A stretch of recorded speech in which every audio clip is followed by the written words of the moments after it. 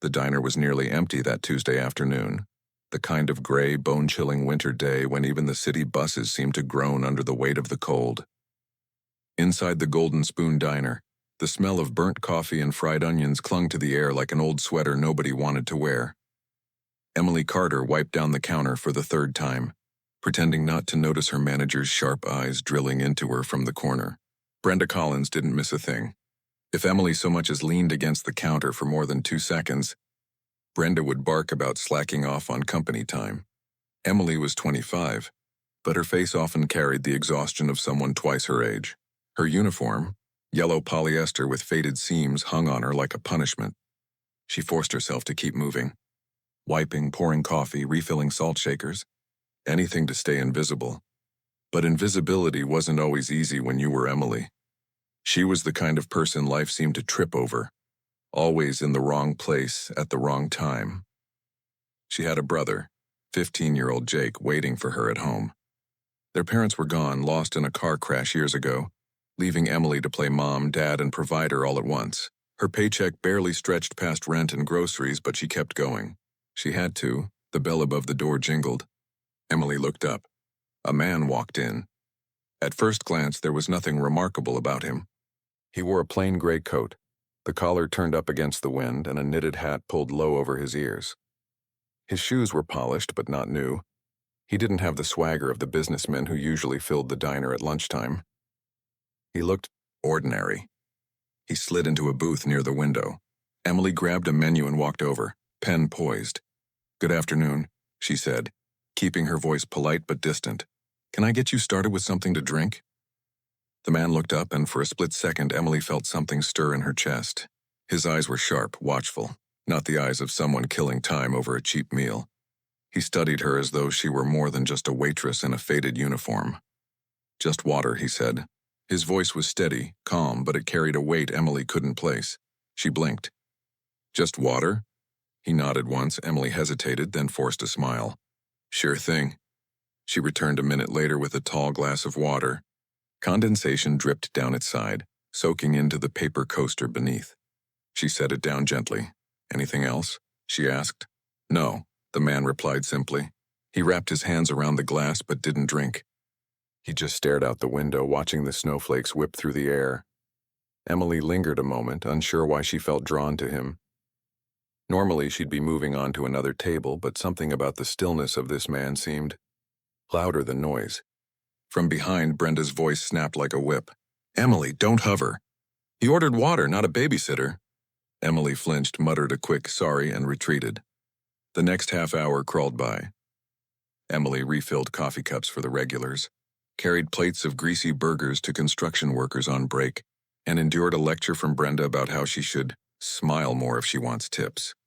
When she glanced back toward the man, he was still sitting there, his glass half empty, untouched menu resting on the table. He hadn't asked for food, hadn't called her back, hadn't moved at all. Finally, he slid out of the booth. Emily noticed his hands, strong but worn, veins rising under the skin like old maps. He placed a folded bill on the table and walked toward the door.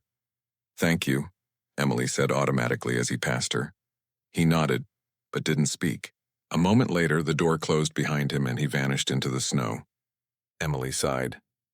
"Weird," she muttered, heading back to clear the booth. She picked up the glass, stacked the coaster, and reached for the bill. But when she unfolded it, her heart stopped. It wasn't a bill. It was a check. Her eyes widened. Her breath caught in her throat. The check was made out to her. In swirling blue ink, her name, Emily Carter. The amount, $50,000, her knees almost gave out. She dropped back into the booth, the paper trembling between her fingers. "What the?" she whispered. And then she saw it. Beneath the check, tucked neatly under the coaster, was a slip of paper, a note written in the same careful handwriting. "Prove you deserve it." Her pulse thundered in her ears. She read the words again, then again, as if the meaning might change. "Emily," Brenda's voice cut through the haze. She appeared behind her, arms crossed, eyes narrowing. "What's that?" Emily clutched the check instinctively. "It's nothing." Brenda snatched it from her hand before she could react. Her eyes scanned the paper. They widened, then narrowed into suspicion. "You think this is real?" Brenda scoffed. "Don't be stupid. It's probably a scam. It's a bank check, Emily stammered. It looks real. Doesn't matter, Brenda snapped. Even if it is, people like you don't get 50 grand handed to them. You hear me? You'd better not start dreaming big, Emily, because dreams don't pay rent. Brenda tossed the check back on the table, her lip curling in disdain. Get back to work before I write you up. Emily sat frozen, staring at the check. Her fingers shook as she picked it up again. It was real. She knew it in her bones. But what did the note mean? Prove you deserve it. Her throat tightened. Images flooded her mind. Jake coughing in the night because his inhaler was running low. The eviction notices stuffed in her drawer. The bags of cheap ramen stacked in their cupboard. $50,000 could change everything. But why her? And what if Brenda was right? What if it was all some cruel joke? Emily folded the check carefully, tucking it deep into her apron pocket. Her heart raced, pounding against her ribs like it was trying to escape. The bell above the diner door jingled again, and for a split second she thought maybe the man had come back. Maybe he would explain. But it was just another group of customers, stamping snow from their boots. Emily forced herself up, plastered on a weary smile, and went back to work. Yet as she poured coffee, as she carried plates, as she wiped tables, she couldn't stop feeling the weight of that folded piece of paper against her hip. It was heavier than gold, heavier than hope, and it came with a warning she couldn't ignore.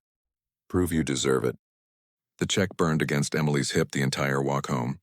She clutched her coat tighter, the icy wind biting through the seams. The street lamps flickered to life, spilling pale yellow light onto sidewalks dusted with dirty snow. Every step echoed with the same question. What if it's not real? Her apartment was a fourth-floor walk-up in a brick building that smelled permanently of damp carpet and reheated leftovers. She fumbled with her keys, pushed open the creaky door, and stepped into their cramped world. Jake's voice drifted from the couch.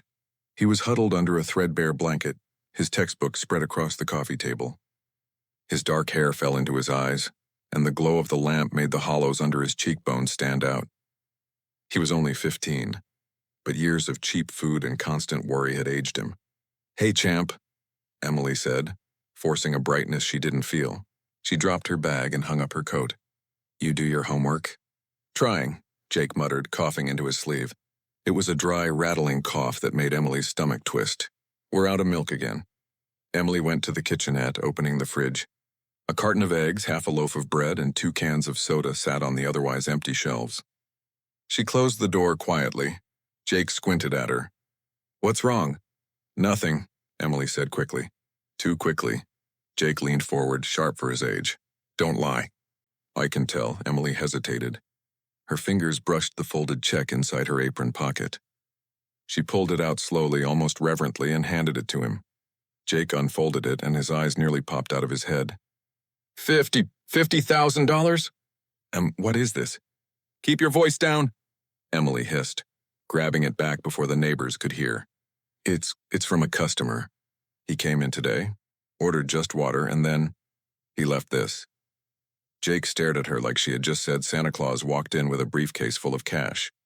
Wait, he gave you this? Why? Who was he? Emily shook her head. I don't know. He didn't even eat. He just sat there, drank half a glass of water, and left this with a note. What note? Emily unfolded the slip of paper and handed it to him. Jake read aloud. Prove you deserve it. The words hung in the air like a storm cloud. Jake's face shifted from shock to excitement. This is it. This is our chance. You can pay off the rent, get ahead on the bills, even— Jake! Emily interrupted, her voice tight.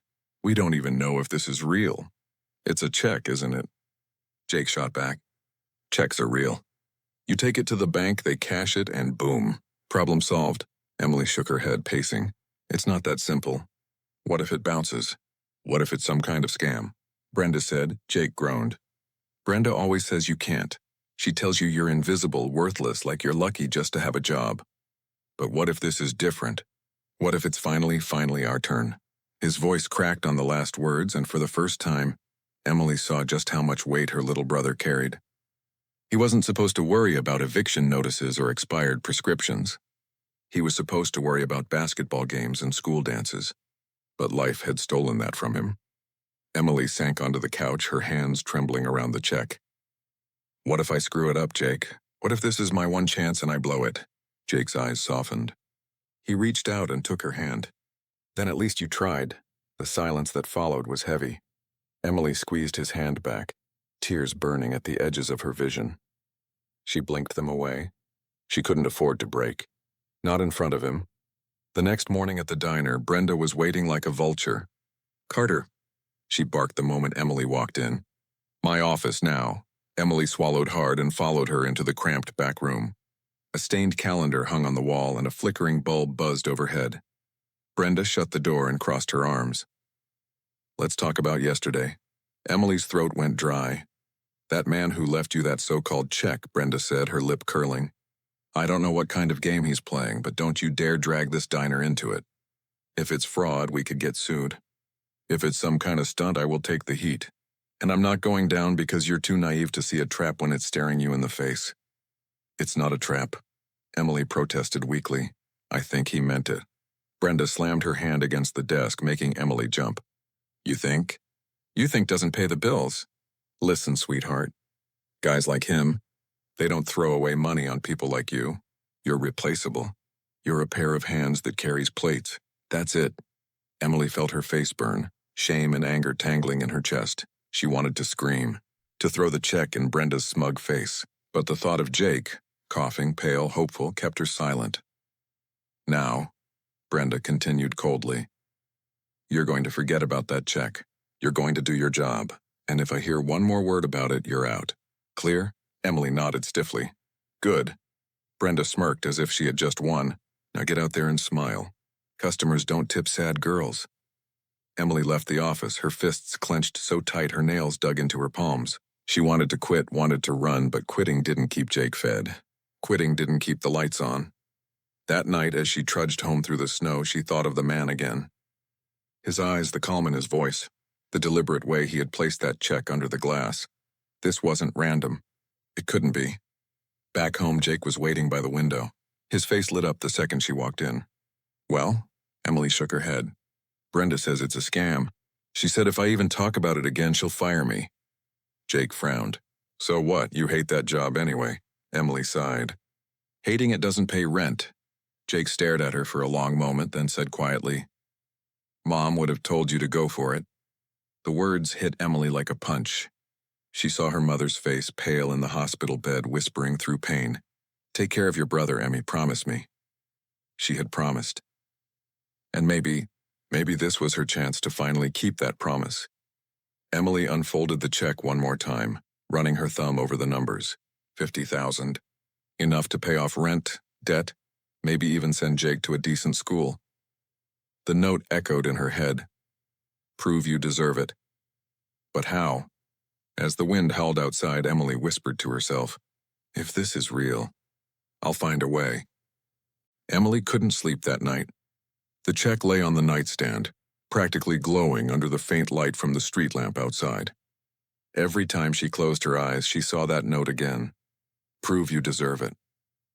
By morning, the circles under her eyes were darker than the coffee she poured for customers.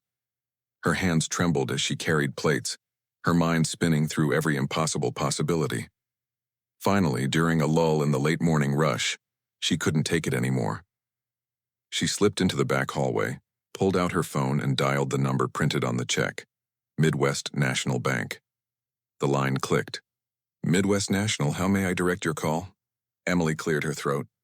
"Hi, I just need to confirm if a check is valid. It's a large amount, and I want to make sure it isn't fake." "Of course. Please hold." Her heart pounded as muffled jazz played through the receiver. After what felt like a century, a calm voice returned. "Yes, ma'am. The check number you provided is active. It belongs to an account with sufficient funds." Emily's knees nearly buckled. "So it's real?" "Yes, ma'am." "Is there anything else?" Emily gripped the phone tighter. Could you tell me who the account holder is?" "I'm sorry, I can't disclose private information." But Emily had heard enough. The check was good. The money was there. When she slipped the phone back into her pocket, her entire world tilted. It wasn't a scam. It wasn't a joke. It was real. Yet that raised a bigger question. Who on earth would give a broke waitress $50,000? That night, Emily sat at the kitchen table, the check spread out under the dim lamp. Jake hovered over her shoulder. "So? he demanded. Did you call? Emily nodded slowly. It's real. The bank said it's covered. Jake's grin stretched ear to ear. Then cash it tomorrow. What are you waiting for? Emily shook her head. No, not yet. I need to know who he is. Why me? Why this? Jake groaned. Does it matter?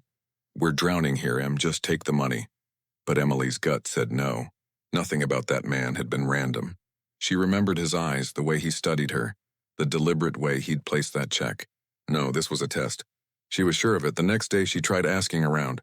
Hey, did you notice that guy who came in? Gray coat sat by the window, only ordered water, she asked one of the other waitresses. Her coworker shrugged. Sweetheart, I don't even remember what I ate for. Breakfast, sorry. She asked the dishwasher. Nothing. The cook, nothing. It was like the man had been a ghost, but ghosts don't leave. $50,000. Checks. Emily pulled out the slip of paper again, reading the handwriting for the 100th time. Neat, precise, controlled. Whoever he wasn't careless. And then her eyes snagged on something she hadn't noticed before. At the bottom corner of the check, faint but visible, was a name. Not printed, signed, Richard Hayes. Her breath caught. The name itched at her memory. She'd heard it before. When she got home, she pulled out her cracked laptop and typed the name into Google. Within seconds, articles filled the screen. Richard Hayes, former CEO of Hayes Technologies, vanished from public life 5 years ago. Hayes Industries, the rise and fall of a titan. Where is Richard Hayes now? Emily scrolled, her pulse racing. Photos appeared. Grainy, stiff portraits of a man in suits, shaking hands with politicians, standing beside gleaming skyscrapers. The eyes were unmistakable. They were the same ones that had pinned her in that booth. Her stomach dropped. He wasn't some lonely drifter or eccentric millionaire. He was Richard Hayes, a billionaire who had disappeared after rumors of betrayal and scandal tore through his empire. Some said he fled to Europe. Others claimed he'd lost his mind. A few whispered he was dead, but he wasn't. He had been sitting in her section, drinking water from a chipped diner glass, testing her. Holy crap, Emily whispered. Jake leaned over her shoulder, his jaw dropping. You're kidding me, that guy was a billionaire? Emily nodded slowly.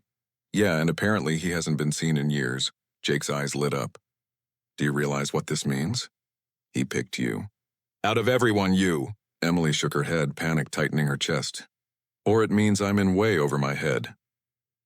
The next day, the diner was buzzing with its usual chaos, but Emily couldn't hear any of it. Her mind was locked on the man in the gray coat. Why her? Why now? As if reading her thoughts, Brenda appeared beside her. You still mooning over that check, Carter? Emily stiffened. It's none of your business. Oh, but it is, Brenda sneered. Because when you inevitably crash and burn, I'll be the one cleaning up the mess. You think some big shot's just gonna hand you a fortune for nothing? Wake up, people like us don't get saved. We get stepped on. Emily bit her tongue, refusing to give Brenda the satisfaction of seeing her crack. But later, as she cleared a booth, her phone buzzed. She pulled it out and froze. A message from an unknown number. Meet me, 6 p.m., corner of 5th and Lakeview. Come alone, her chest tightened. She knew instantly who it had to be. Jake begged her not to go. What if it's a setup? What if Brenda found out and is messing with you? But Emily couldn't ignore it. This was the man who had dropped $50,000 into her life like a bomb. She needed answers. The city was already wrapped in darkness when Emily reached the corner of 5th and Lakeview. Snow crunched under her boots. Streetlights buzzed overhead. And then from the shadows a figure stepped forward. The same gray coat. The same sharp eyes, Richard Hayes. Emily's breath caught.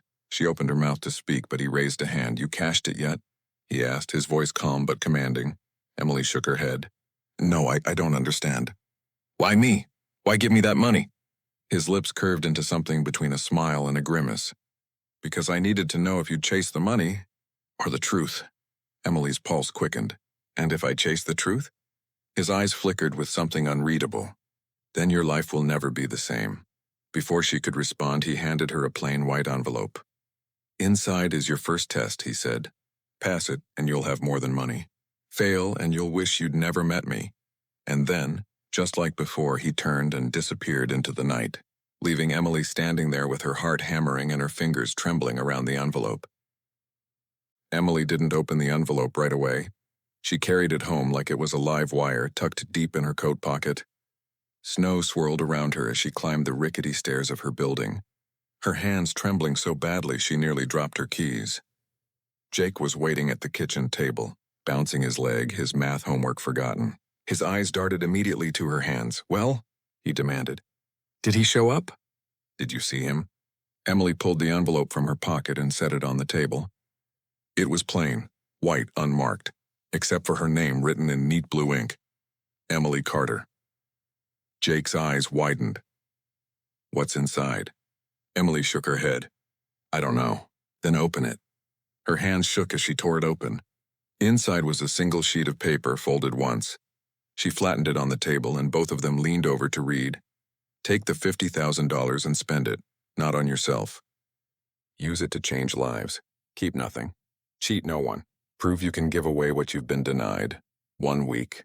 I'll know if you fail." Emily's heart stopped. She reread it 3 times, each line hammering into her skull. "Spend it, but not on us." Jake's voice cracked with disbelief. "Is he insane? We're behind on rent, the fridge is empty, and he wants you to give it all away." Emily's chest tightened. Every bone in her body screamed to use the money for Jake, for herself, to finally breathe again. But the words on the page left no room for loopholes. "Prove you can give away what you've been denied." Jake slammed his fist on the table. "This is messed up, Em. It's like he's playing with you. With us." Emily wanted to agree, wanted to throw the envelope into the trash and never think about it again. But something about Hayes' eyes haunted her.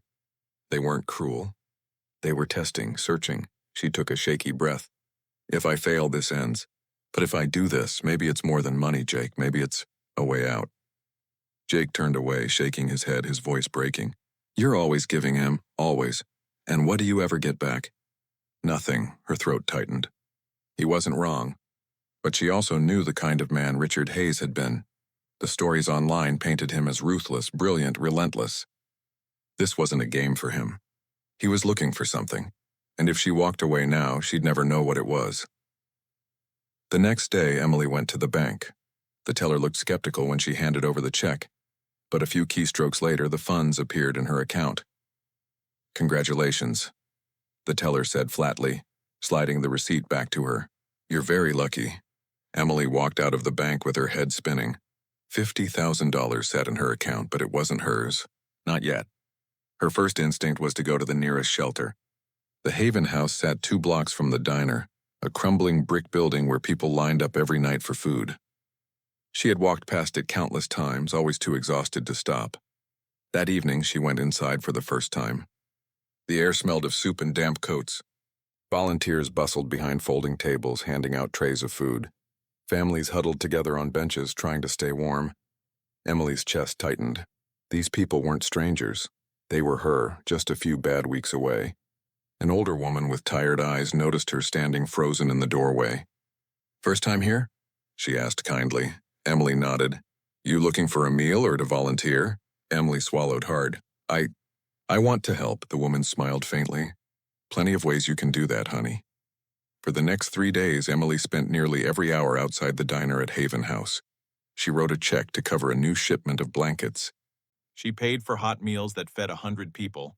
She replaced the broken coffee machine that had limped along for years.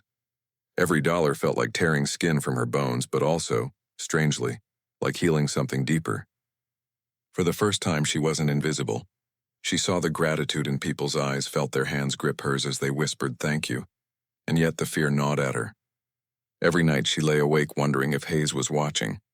He'd said he'd know if she failed. Was someone tracking her? Was this some twisted social experiment? By the 4th night, Jake exploded. "You've given away almost all of it," he shouted, slamming his textbook shut. "We're still broke, Em. You're killing yourself for strangers while I can't even afford an inhaler refill. Is that proving anything?" His words stabbed deep. Emily fought back tears. "I'm doing this for us, Jake. Don't you get it? If I pass, if I prove myself, this could change everything." Jake shook his head bitterly. "Or he's just laughing at you, watching to see how far you'll go before you break." Emily had no answer. The final day of the week, Emily checked her account. Less than $1,000 remained. She had spent it all.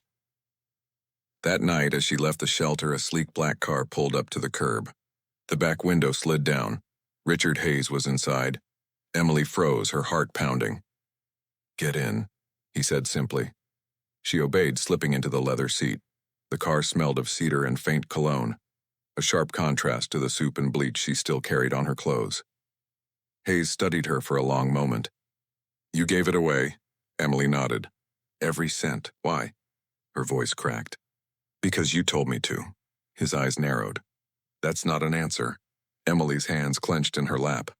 "Because I know what it's like to have nothing. Because I know what it's like to beg for help and get ignored. And if I had the power to change that even for a week, how could I not?" Hayes leaned back, silent for a long time.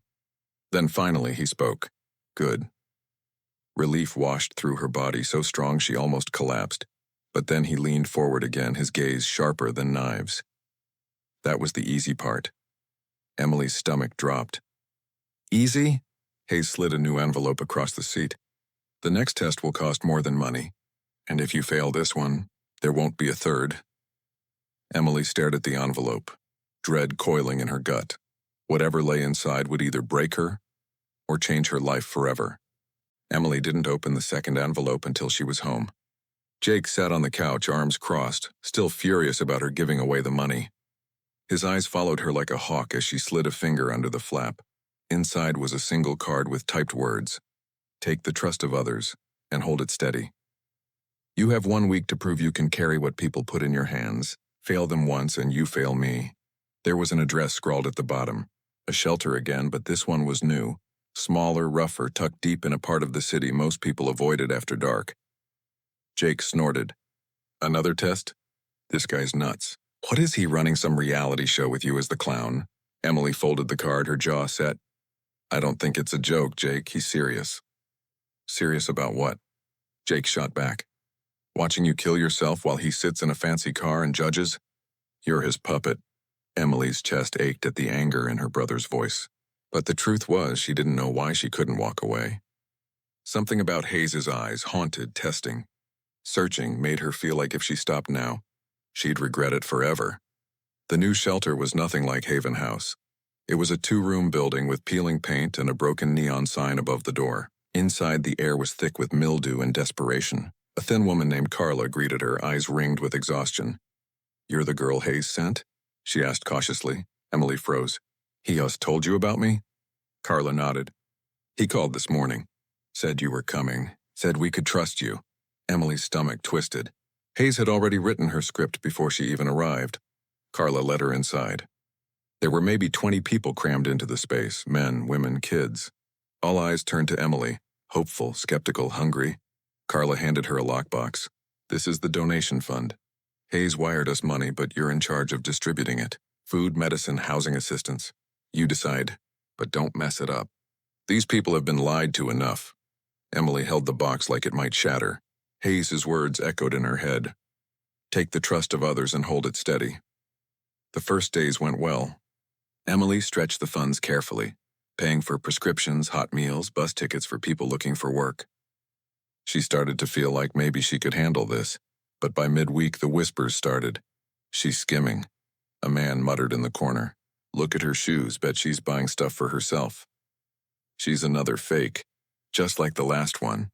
Emily's chest tightened. She wanted to scream, to show them her empty fridge, her worn-out shoes, her life of nothing but sacrifice.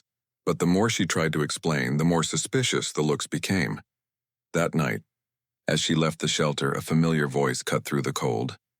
"Well, if it isn't Emily Carter." Her stomach dropped. She turned, and there he was, Tyler Brooks, tall, smug, with that same lopsided grin that used to melt her defenses. They had dated 2 years ago, back when Emily still believed in promises. But Tyler had burned her, gambling away rent money, lying, leaving when life got too hard. "What do you want, Tyler?"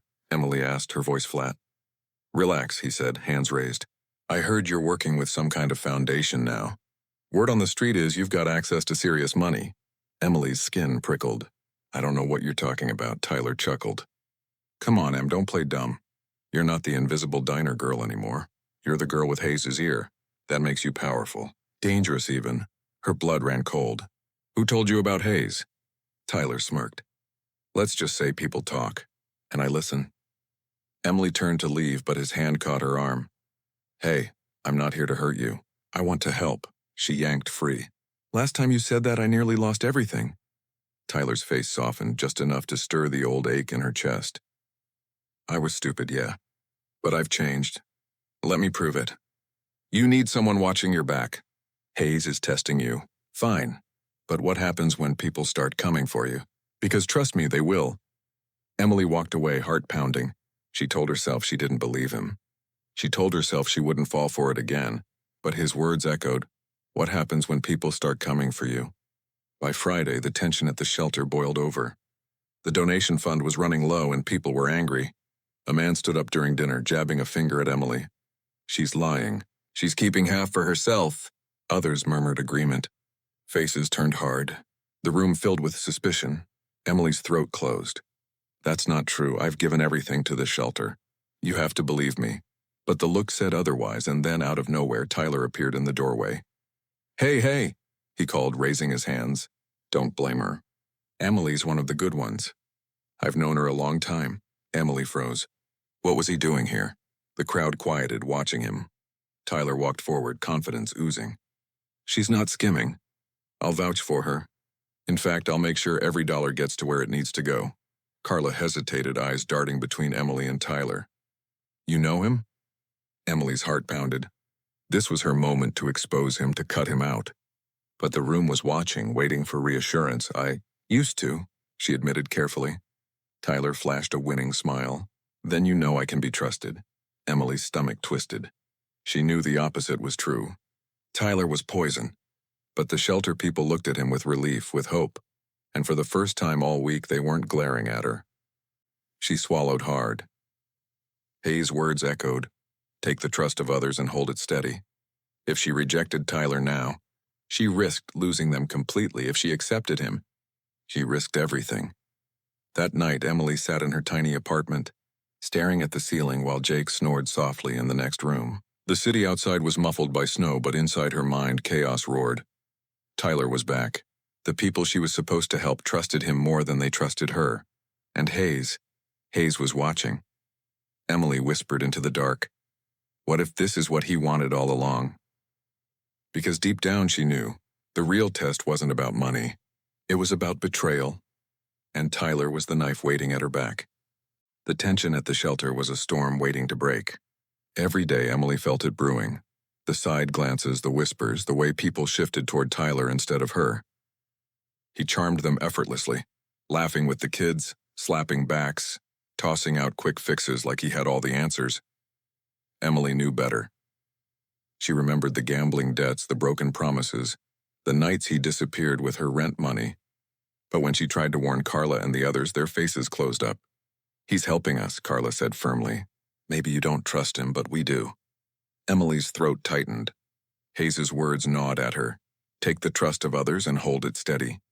But how could she hold their trust when Tyler was stealing it from her hands? Friday night, the diner was packed. Snow hammered the windows and steam rose off plates of burgers and fries.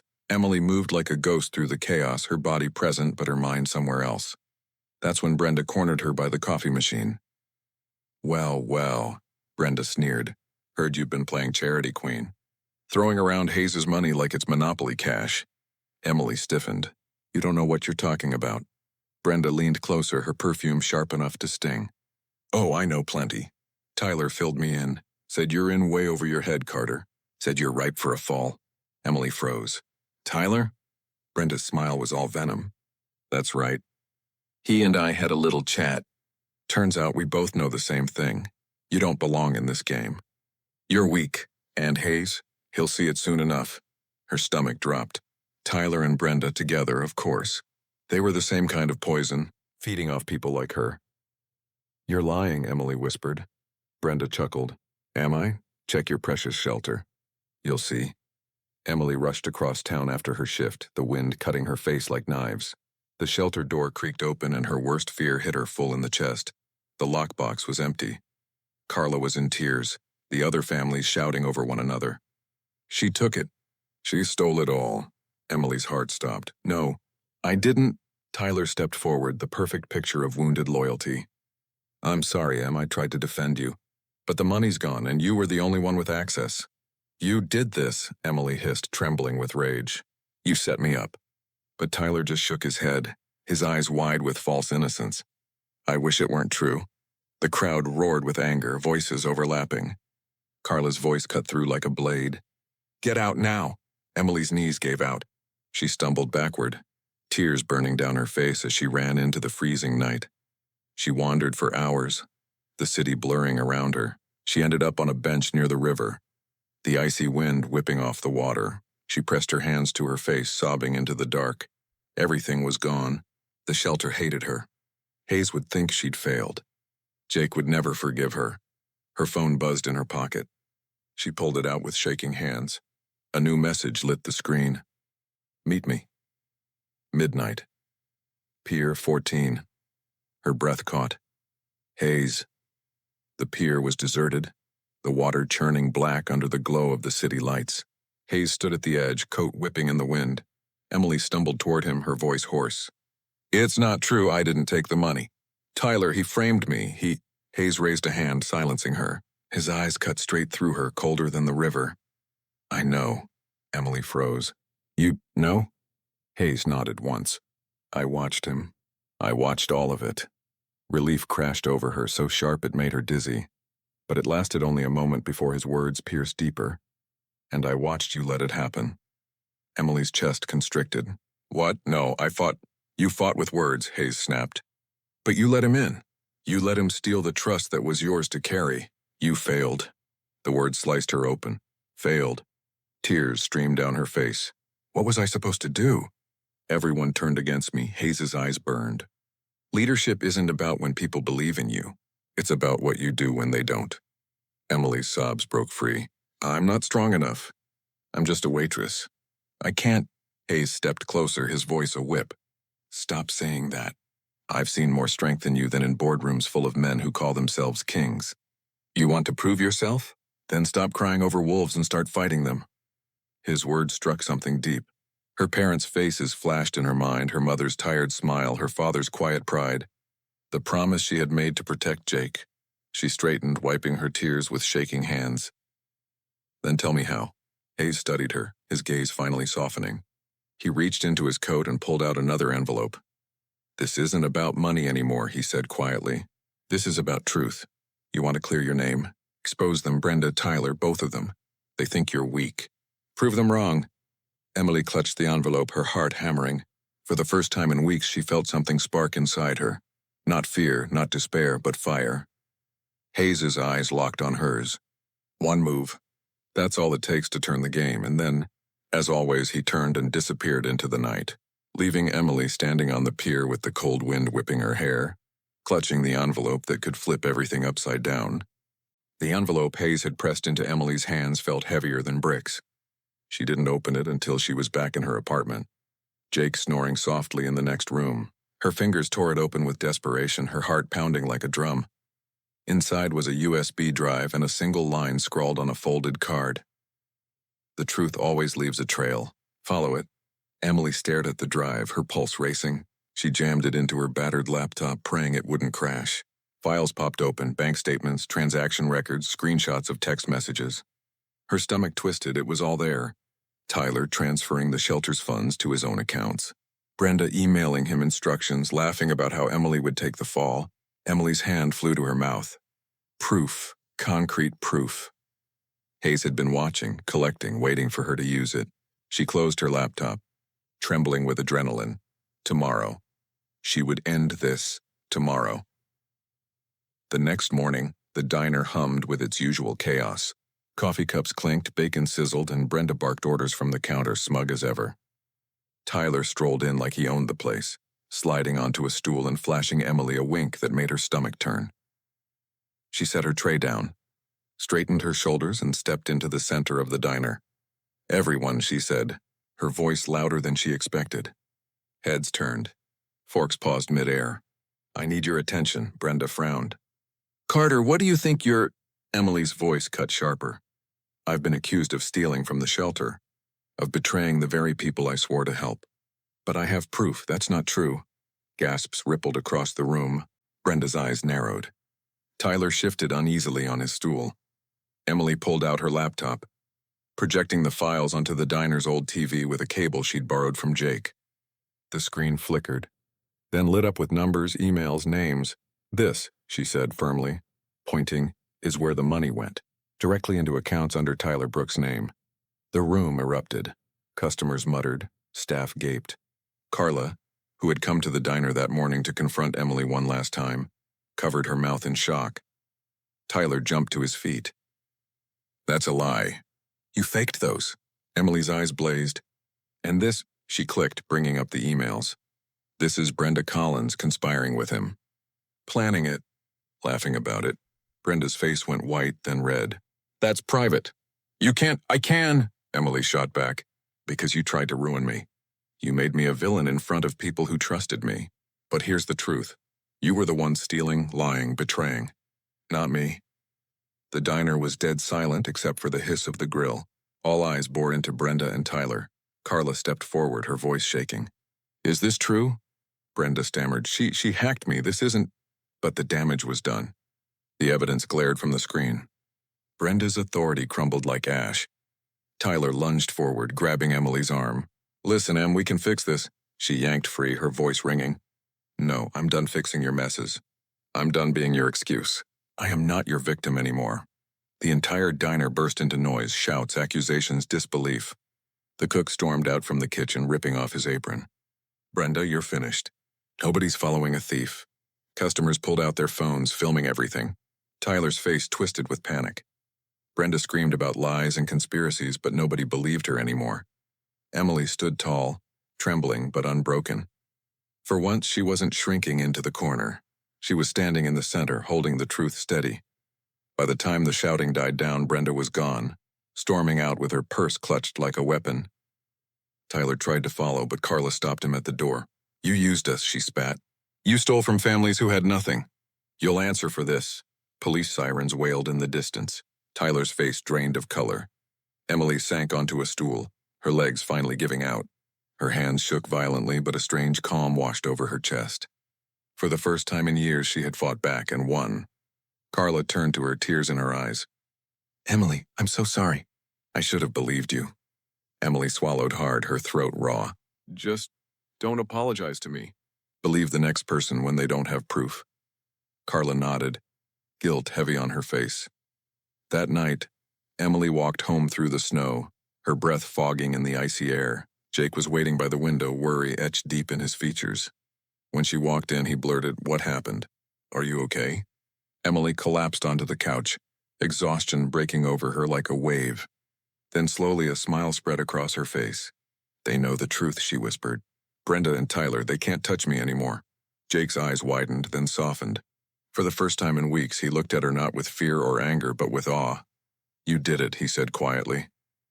Emily leaned back, staring at the ceiling. "No, Hayes did. He gave me the chance. I just finally took it." But even as relief settled into her bones, a new weight pressed in. Hayes had called this just one test. If this was what it took to survive, what came next? She thought of his words on the pier. One move. That's all it takes to turn the game. Emily had made her move. The board was reset and the world was finally watching. For the first time in weeks, Emily woke without dread pressing on her chest. The morning sun streamed through the blinds, pale but warm, cutting across the faded carpet of their small apartment. She lay still for a moment, letting the quiet settle over her. Jake shuffled into the kitchen, hair sticking up, eyes still heavy with sleep. He rubbed his face, then froze when he saw her smiling. "What happened to you?" he asked suspiciously. Emily chuckled softly. "Nothing, everything." Jake raised an eyebrow.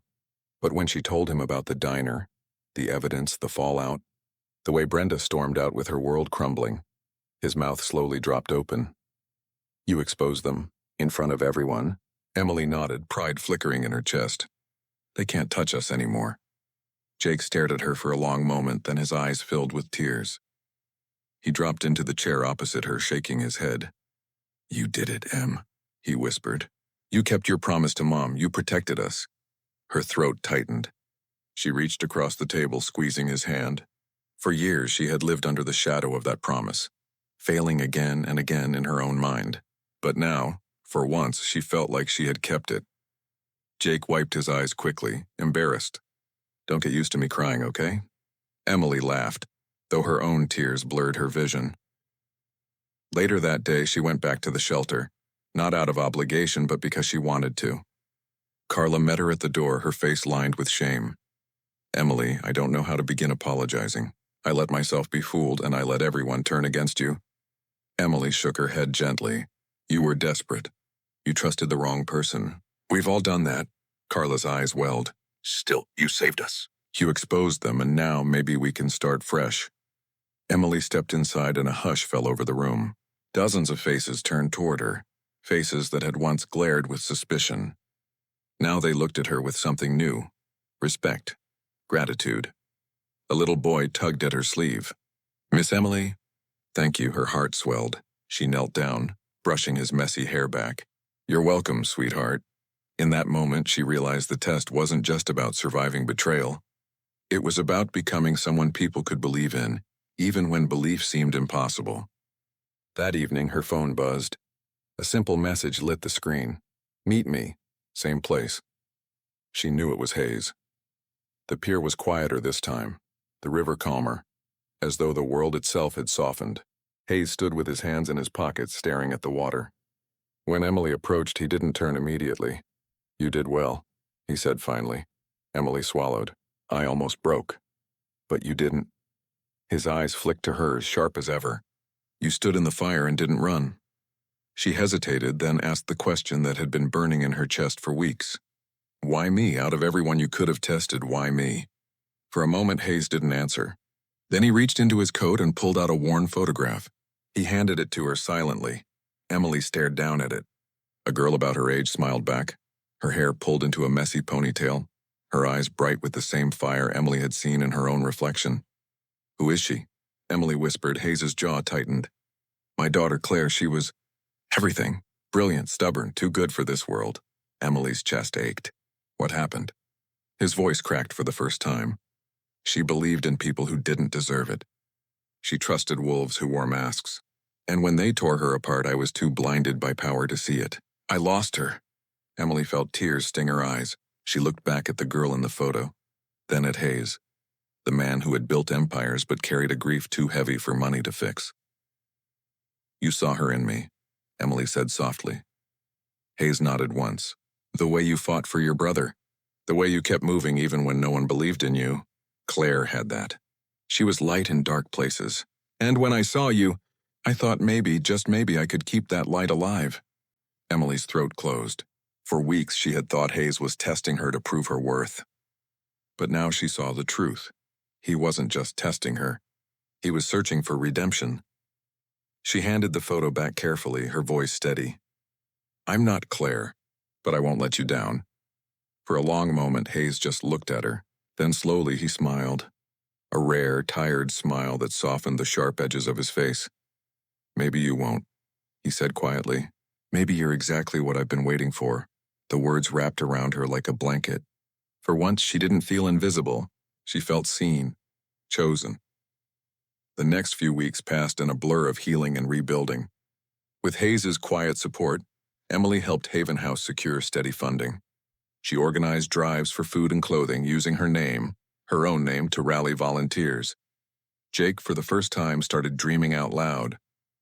"Maybe I'll go to college," he said one night, half joking. "You will," Emily promised. "We'll make it happen." At the shelter, people greeted her not with suspicion but with smiles.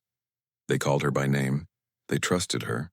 And every time she thought of Brenda and Tyler, their lies, their smirks, she didn't feel small anymore. She felt stronger because she had survived them. One night, as she locked up the shelter after a long day, Hayes appeared in the doorway.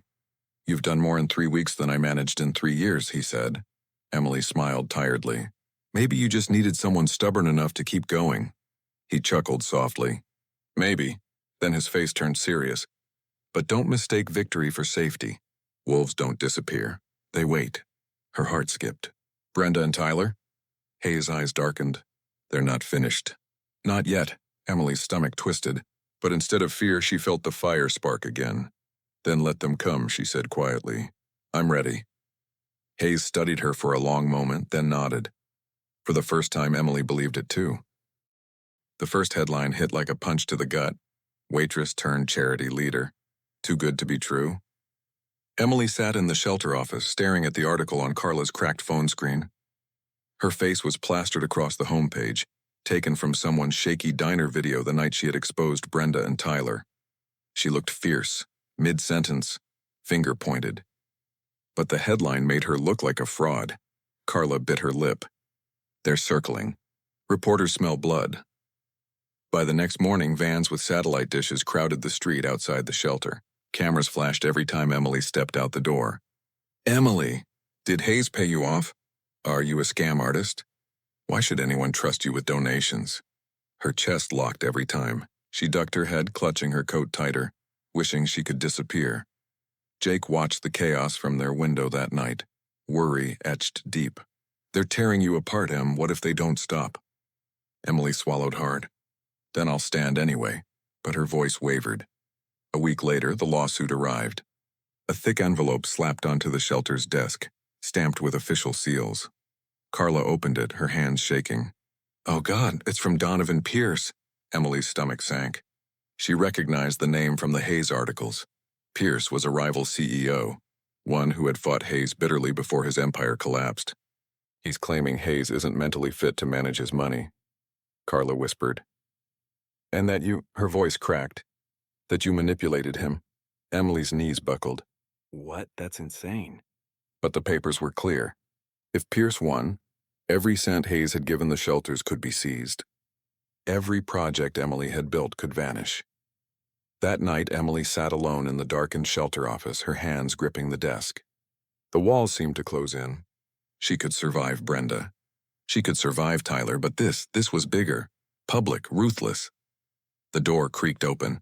Mark Reynolds, the cook from the diner, stepped inside, still wearing his grease-stained jacket. Hey, he said softly.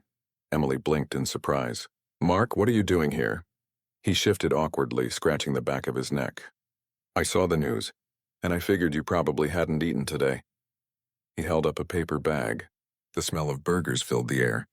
Despite everything, Emily laughed, a broken, exhausted laugh. You're ridiculous, Mark grinned sheepishly. Yeah, well, so are you. She sank into a chair, the weight of the lawsuit pressing heavy. They're saying I manipulated Hayes, that I'm a scam. Mark set the food down, then crouched so his eyes met hers. Listen to me. I've worked next to you for 2 years. I've seen you bust your back for pennies, put up with Brenda's garbage, take shifts when you were sick because Jake needed food. You're not a scam, Emily. You're the realest person I know. Her throat tightened. The world doesn't see that. Then let me show them. The next day, Mark showed up at the shelter in his one decent suit. Reporters swarmed, shoving microphones in his face. I worked with Emily Carter, he said firmly, his voice carrying over the noise. I watched her get mocked, underpaid, and pushed around, and she never broke. When she got that check, she didn't run off to buy herself a new life.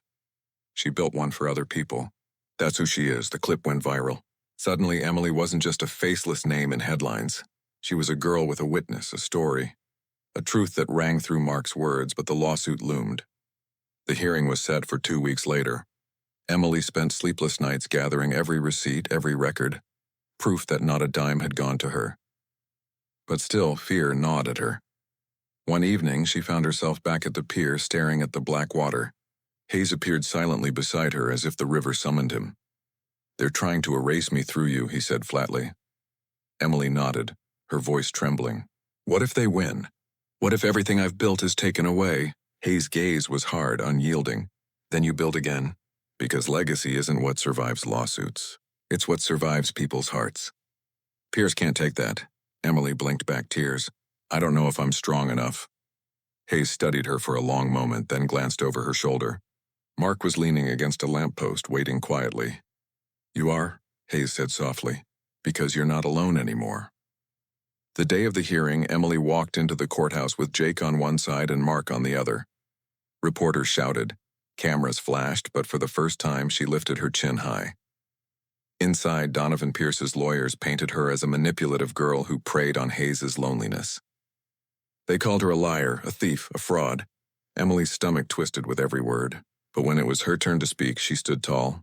"I didn't ask for this," she said clearly. "I didn't seek him out. Richard Hayes walked into my life when I had nothing, and he gave me a chance. Not to escape poverty, but to change it for other people like me. Every dollar I touched went to them, not to me. If you want to call that manipulation, fine. But don't call it theft, because I didn't take. I gave." The room was silent. Even Pierce's lawyers faltered. Then Mark rose from the gallery, asking to speak. The judge allowed it. He spoke simply, without theatrics. "I watched her for years, and I can tell you, Emily Carter is the kind of person who gives even when it breaks her. If that's what you're putting on trial, then maybe the wrong person's sitting in that chair."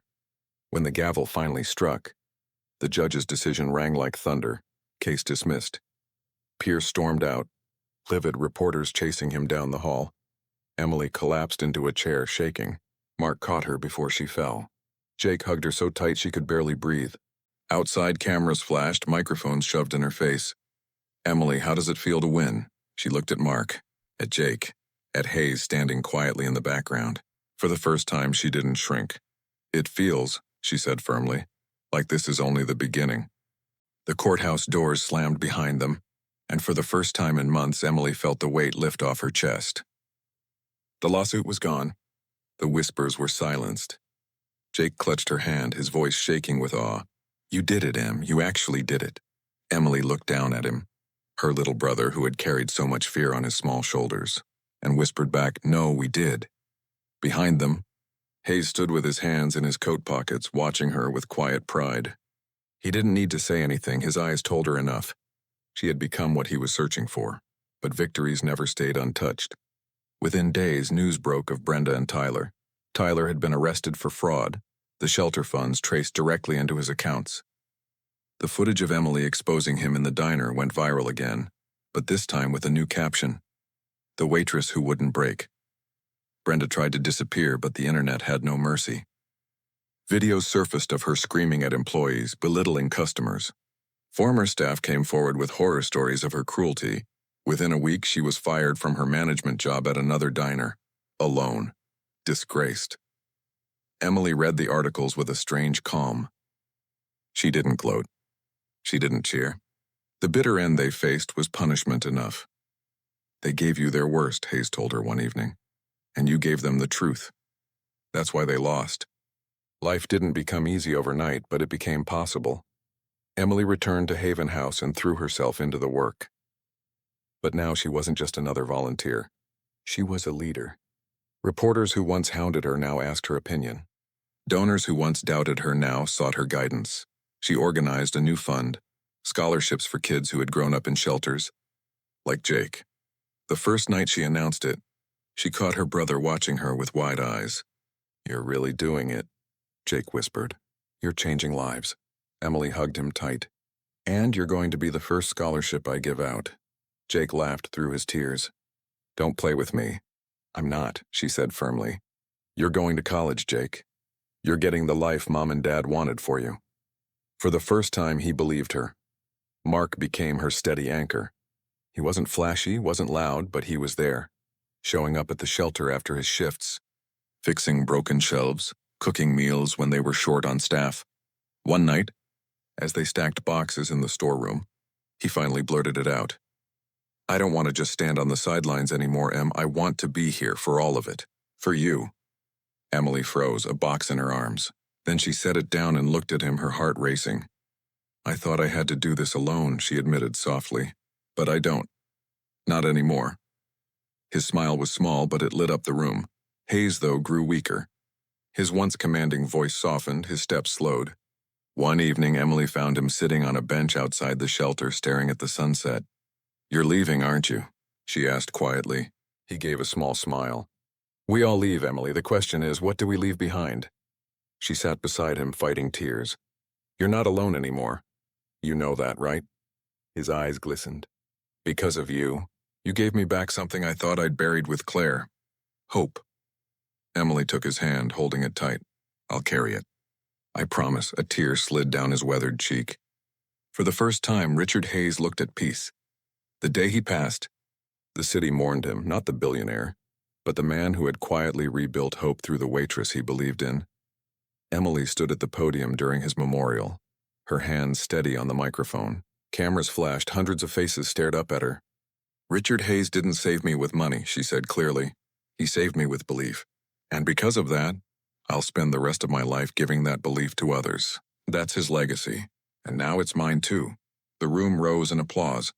Not for Hayes alone, but for her, the waitress who had been tested and had risen. Months later, Emily and Jake stood outside a modest but beautiful new home. The paint was fresh, the roof solid, the porch wide enough for summers spent together. Jake grinned, holding the keys. "Our own place. Can you believe it?" Emily smiled, tears pricking her eyes. "Yes, I can. Because we earned it." As the sun dipped behind the skyline, she looked up at the horizon. For years she had thought her life was a dead end. Just survival. Just invisibility, but now she was seen. She was strong. She was the girl who took a glass of water and turned it into a flood of change. She whispered to herself, to Hayes, to her parents, to anyone listening, "This is only the beginning." And with Jake laughing beside her, and the world finally open ahead, Emily Carter stepped into her new life. Not as a waitress. Not as a victim, but as a survivor, a fighter, and a leader.